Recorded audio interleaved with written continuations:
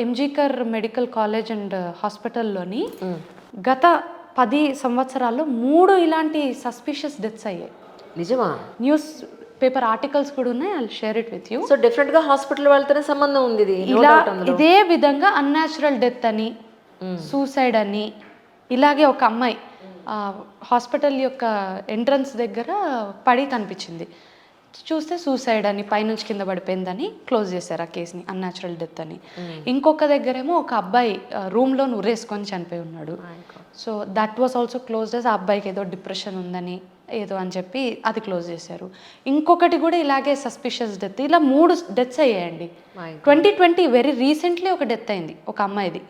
So the history of the hospital itself is something fishy and messy. So ఇలాంటివన్నీ జరిగాయి. So అసలు అది హాస్పిటల్లా, అది ఒక గ్రేవీ యార్డా ఏంటి అన్నది అసలు అర్థం కావట్లేదు. సరే, leaving aside, getting back to the issue, మనకి బిఎన్ఎస్ భారతీయ న్యాయ సంహిత పనిష్మెంట్స్ని ప్రిస్క్రైబ్ చేస్తుంది. మనం మాట్లాడుకున్నాం ప్రొసీజర్, ఇంప్లిమెంటేషన్స్ ప్రీవియస్ వీడియోలోని. సో మన బిఎన్ఎస్లోని సెక్షన్ 63 రేప్ అంటే ఏంటి అన్నది డిఫైన్ చేయడం జరిగింది. సో డెఫినిషన్ కోవర్షన్తో లేదా ఇష్టం లేకుండా, లేదా మైనర్ని కానివ్వండి, లేదా ఫోర్స్తో కానివ్వండి, any sexual offence, any sexual activity with the victim is called as rape. Section 64 రేప్కి ఒక పనిష్మెంట్ని ప్రిస్క్రైబ్ చేస్తుంది.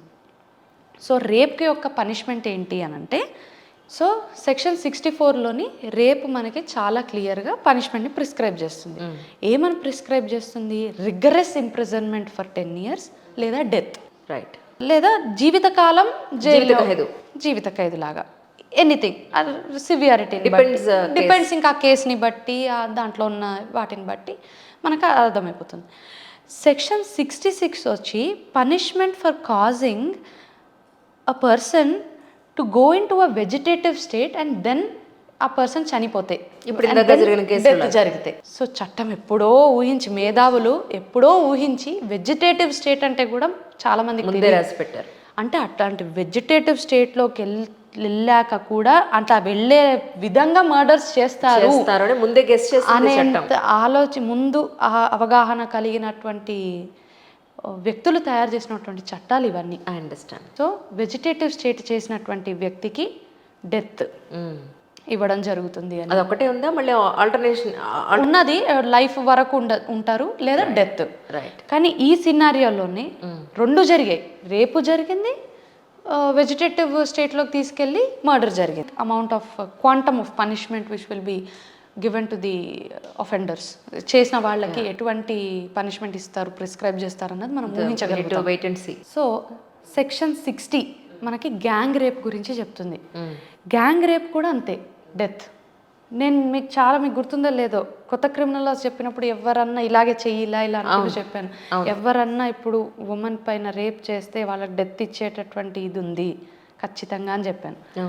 అదే ఇప్పుడు ఈ గ్యాంగ్ రేప్లో కూడా అదే ఉంది, డెత్. రైట్. ఇంతకంటే సివియర్ పనిష్మెంట్ ఏమి ఇవ్వగలుగుతాం? అంతే కదా, మనిషి ప్రాణం.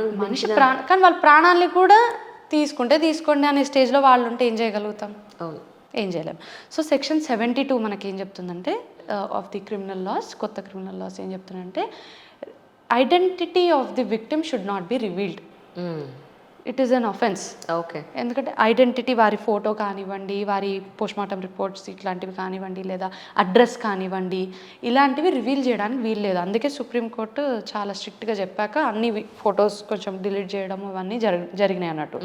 అందుకే మీరు చూస్తే దిశ కేసులోని దిశ అసలు పేరు దిశ కాదు. అవును, దిశ కాదు, ఎవ్రీథింగ్. సో సమ్ వేరే పేరు తీసుకొని చేస్తూ ఉంటారు అన్నట్టు. అండ్ అన్నిటికంటే ఇంపార్టెంట్, ఎఫ్ఐఆర్ రిజిస్ట్రేషన్ అనే దాని గురించి నేను చెప్పాను కదా, నేను చదివాను అని. లలిత కుమారి జడ్జిమెంట్ అని ఒకటి ఉంటుందండి. ఇట్లనే ఒక లలిత కుమారి అనేటటువంటి వ్యక్తి పైన రేప్ జరిగితే ఆవిడ వెళ్ళి పోలీస్ స్టేషన్లో కంప్లైంట్ ఇస్తే ఎఫ్ఐఆర్ రిజిస్టర్ చేయలేదు. It is a landmark judgment. Any ఇట్లాంటి జరిగినప్పుడు FIR must be registered at any cost. FIR register చేయలేదు అనుకోండి, ఏం చేయాలి వాళ్ళు అసలు? What next? ఇప్పుడు లలిత కుమారి లాంటి వాళ్ళు ఫైట్ చేసి రిజిస్టర్ చేయించుకున్నారు కదా మరి. రిజిస్టర్ చేయకపోతే నేను మీకు ఫస్ట్ ఎపిసోడ్లో చెప్పాను, చెప్పారు. మ్యాజిస్ట్రేట్కి పంపించవచ్చు, yes. చాలా ఆల్టర్నేట్ చెప్పాను నేను. అవును. ఎలక్ట్రానిక్ ఎఫ్ఐఆర్ రిజిస్టర్ చేయొచ్చు, జీరో ఎఫ్ఐఆర్ రిజిస్టర్ చేయొచ్చు, లేదా మ్యాజిస్ట్రేట్కి రాయొచ్చు, చాలా చెప్పాను నేను మీకు. అవును, అప్పుడు అందులో మాట్లాడుకున్నాం. Correct, right. అది మళ్ళీ రిపీట్ చేయక్కర్లేదు. ఎస్ ఎస్, చాలా ఆప్షన్స్ ఉన్నాయి. సో ఇవన్నీ మనం యూటిలైజ్ చేసుకున్నప్పుడు కనీసం వీ కెన్ డూ సంథింగ్ చేయగలుగుతాం our self, we can fight and we can get the justice we want.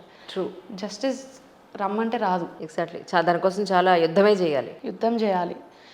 మనిషి ఇప్పుడు ఆ అమ్మాయిని చంపినంత క్షణం కూడా పట్టదు ఈయనకి ఉరేయాలంటే, వీళ్ళకి ఉరేయాలంటే, ఎవరికైనా కూడా. కానీ ఏంటి at the end of the day ఆ వ్యక్తిని ఎలిమినేట్ చేయడం కాదు, సిస్టమ్ని సరిదిద్దాలి, మనుషుల్లోని మార్పులు తీసుకురావాలి. ప్రభుత్వాలు అసలు ఏం చేయాలి? ప్రభుత్వాలు ఫస్ట్ అసలు వీళ్ళందరినీ ఐడెంటిఫై చేసి ఇంతమంది ఈ గ్రూప్ అని ఐడెంటిఫై చేసి వాళ్ళకి కౌన్సిలింగ్స్ ఇవ్వాలి. ఎడ్యుకేషనల్ సిస్టంలోని వాల్యూస్ లేవు. మార్క్స్ ఇవే, ఎంతసేపు మార్క్స్, అసలు ఒక ఫిజికల్ యాక్టివిటీ లేదు, బయటికి వెళ్ళి ఆడుకోవట్లేదు, గ్రౌండ్స్ లేవు, అపార్ట్మెంట్లో గెలుపోవటంలు ఎలా తెలుస్తాయి? ఏమీ లేవు. గెలుపోవటంలు ఎలా తెలుస్తాయి? గుడ్ కాంపిటీషన్ ఏంటి, బ్యాడ్ కాంపిటీషన్ ఏంటి తెలియదు. ఎడ్యుకేషనల్ సిస్టంలో లోపాలు ఉన్నాయి, పెంపకంలో లోపాలు ఉన్నాయి, చాలా వేరియస్ ఫ్యాక్టర్స్ ఉన్నాయి వీటికి. So this is the entire information about the Kolkata rape and murder case of the right now మీ దగ్గర మీరు తెలుసుకున్న, మీరు చూసిన ఇన్ఫర్మేషన్ అంతే. సో మనకు September 5th మళ్ళీ next hearing is posted on September 5th. అప్పుడు మనకు తెలుస్తుంది ఏం జరిగింది అని. అప్పటి వరకు ఏమైనా సిబిఐ రిపోర్ట్ ఇస్తారా ఇవ్వరా ఏంటి అన్నది మనకు తెలుస్తుంది. కానీ దీనికి కూడా ప్రొలాంగ్ చేసే అవకాశం ఉందా? యాక్చువల్లీ సుమోటోగా తీసుకున్న కేసెస్ ఫాస్ట్ ట్రాక్ కోర్ట్స్ ఉంటాయి, చాలా ఉంటాయి. కానీ సుప్రీం కోర్టే మరి సుమోటో తీసుకున్నప్పుడు ఒక కమిటీని వేశారు ఇప్పుడు సిబిఐలోని. I don't remember the officer's name. ఒక ఆఫీసర్ని అపాయింట్ చేశారు. ఆవిడంట she's very potential officer. So ఆవిడ్ని అపాయింట్ చేశారంటే who knows, there could be a logical end to this. ఏమైనప్పటికీ అంత న్యాయం జరగాలని, నిజమే బయటికి రావాలని మనస్ఫూర్తిగా అండ్ అల్టిమేట్గా ఇంకొకరికి ఇలా కాకుండా ఉండకూడదు అని ప్రే చేయగలుగుతాం. That is the least we could do, that is the last thing we could do. జరగకూడదు అన్నదే కోరుకోవాలి అంతే. Thank you so much once again Rajesh. Thank you.